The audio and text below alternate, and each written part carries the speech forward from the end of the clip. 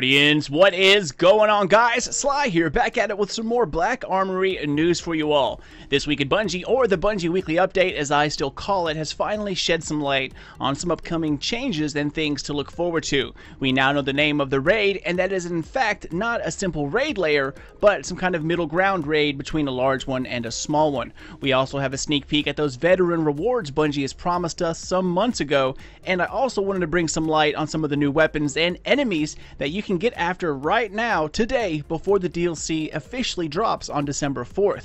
Now, as you can tell, I'm still having a few audio issues with my microphone. The microphone sound is a little bit better, but it still doesn't sound anywhere near what it did on my last PC. So, still trying to figure out what's wrong with that and tinkering with that as I go along. So I do apologize for that, because it's definitely not the sound I'm used to, not the sound I want you guys to hear, but it's the best I can do for right now. Anyways, enough about that. Let's start out with this new raid. So it is called Scourge of the Past, and something I wanted to mention in the last video, but I ended up cutting it, was the fact that within this timetable of events, the raid is listed just as that. It was listed as a raid and not a raid layer. Well, Bungo has finally spoken, guys. It is indeed a raid, not a raid layer. Now, that doesn't mean we can expect another like huge Last Wish or like King's Fall type of raid, because remember, Crota's End was quote-unquote a raid, and it wasn't all that large. However, if you look at the last raid layer on the Leviathan, Spire Stars, it was actually one of the more technically demanding or technically challenging raids of that year, and in terms of number of steps,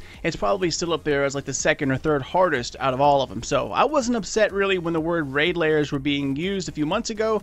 However, I am glad to see that Bungie has announced it as a full-on raid, which, you know, in reality probably only means 4 encounters instead of 3, but it does make a difference. And on top of that, it's taking place within the last city itself, which should be quite unique and pretty freaking awesome. Now, I don't know what or who we're going to be fighting, because it is in the city which we are, you know, in control of. There's no more Cabal, so I don't know what's going to happen, but maybe the name has some kind of clue within it.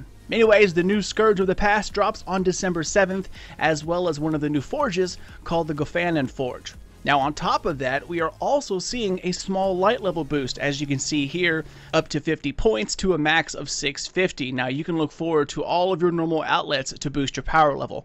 Prime engrams, weekly challenges, raids, powerful rewards, those will be your avenues to boost your power level up to 650.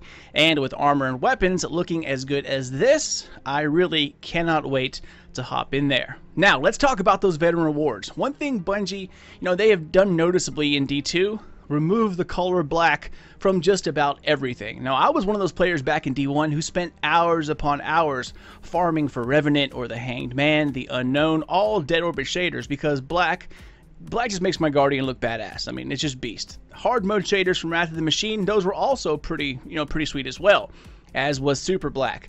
But in D2, it's all but disappeared. Dead Orbit's, you know, main colors were even changed over to this, you know, puke green, grayish kind of color.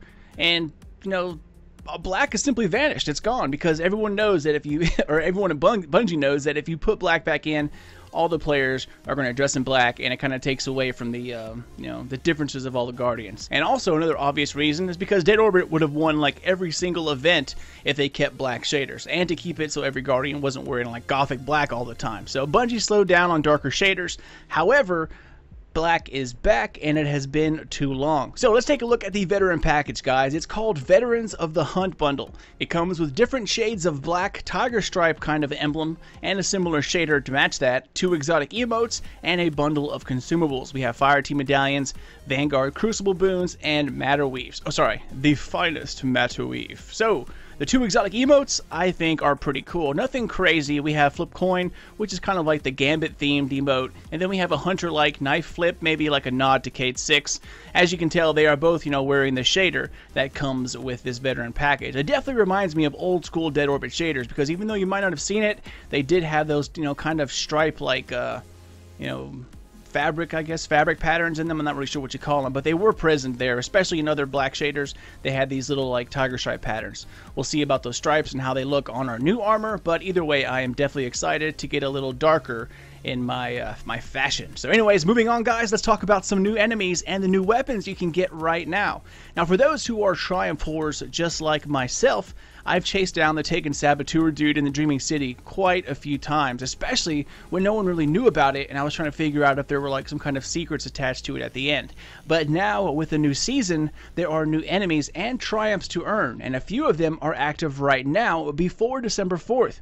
Within the EDZ and Nessus, there are a couple of areas on each planet where these Saboteur enemies can come out, and they have a newly added Black Armory twist to them. Just as a reminder, these dudes are meant for like in-game content, you know, when the new DLC comes out. They are level 605, and they are a bit tanky, so you might want to bring some friends. However, it's nothing you cannot take on if you're 590 or higher, because as you can see here, I soloed this myself. If I can do it, so can you guys. Now the cool little twist they have is they do have these tiny little mini shanks that swarm around their bodies. These little dudes are keeping an impenetrable shield up, so of course you shoot the little dudes, take out their shield, DPS as much as possible before it then raises the shield back again. However, the boss isn't the only one with a sweet new shield setup. The loot chests have them as well, so if you're pushing time like you see here, this one little extra step could have a big impact to whether or not you get your other chest, because as you can see, I was running up to get the second one, which I only thought there was going to be one chest in the beginning. Turns out there was two on the other side of this bridge,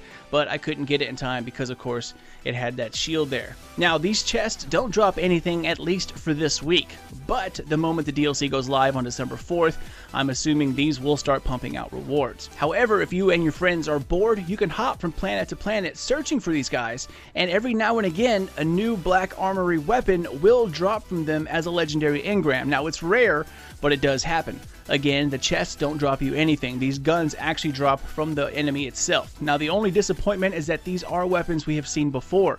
Balligant shotgun, the Huzgau rocket launcher, Galleon auto rifle, but they've been like DLC-ified with new skins and random rolls. So nothing, you know, super exciting, but these weapons never received really that much attention in their early D2 days. So perhaps throughout the months of updates we've received, a few of these could be diamonds in the rough just waiting for a shot. It's definitely worth checking out for sure, and plus, they're black and red. They look sick, so that makes them worthy right there. Especially with the recent Icolo shotgun nerf, everyone's going to be looking for a new best-in-slot weapon. I don't know, but just in case some of you haven't heard out there, the Icolo shotgun did receive a pretty big nerf during the update last week. It deactivates the trench barrel perk after the weapon has been fired 3 times.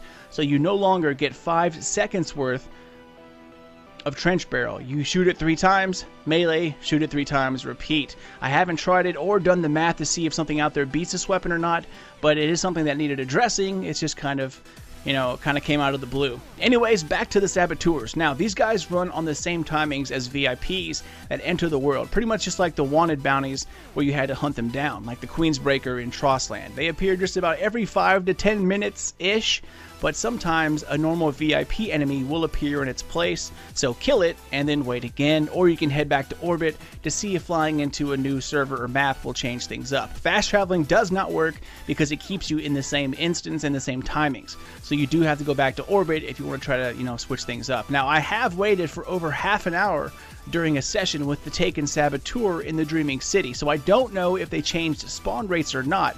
But if they haven't, then there will be instances you'll see them pretty much back to back right after each other, and then at other times hardly at all. So if you look at the triumphs, you can see where they spawn. You'll see in the EDZ, one shows up in the outskirts, the other one in the gulch. Once you're here, it'll let you know at the bottom left of your screen when one of these dudes arrives.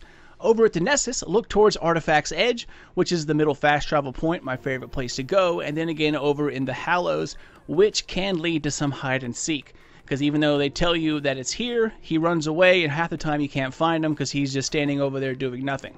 Again, these things here aren't anything earth-shattering, but if you want the triumph and you want to get some weapons early, this is a good way to do it. And you know, it's a good change of pace, something to, like, you know, go and take a break from Gambit or Strikes or whatnot. But anyways, that is really about it, Guardians. Xur shows up here in just a few hours, and hopefully with some Black Armory and Christmas spirit in him, some new exotics will show up. Fingers crossed. But I'm out, my friends. As always, thank you for watching and for supporting my channel. Still toying with the microphone deal as it keeps switching over to mono while I have it set to stereo, and then going back to default settings. Why it keeps switching, no idea, but hopefully I will get that figured out soon.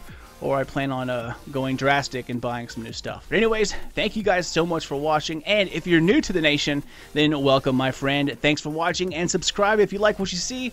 Hold off on judgment from what you're hearing, and spank the thumbs up if you enjoyed yourself, and comment down below if you get a chance to get a weapon drop, and let me know how they are. Are they any decent? Do you like it? No? Yes? Let me know, and take care, everyone. But until next time, this is your dude Sly. Later, guys.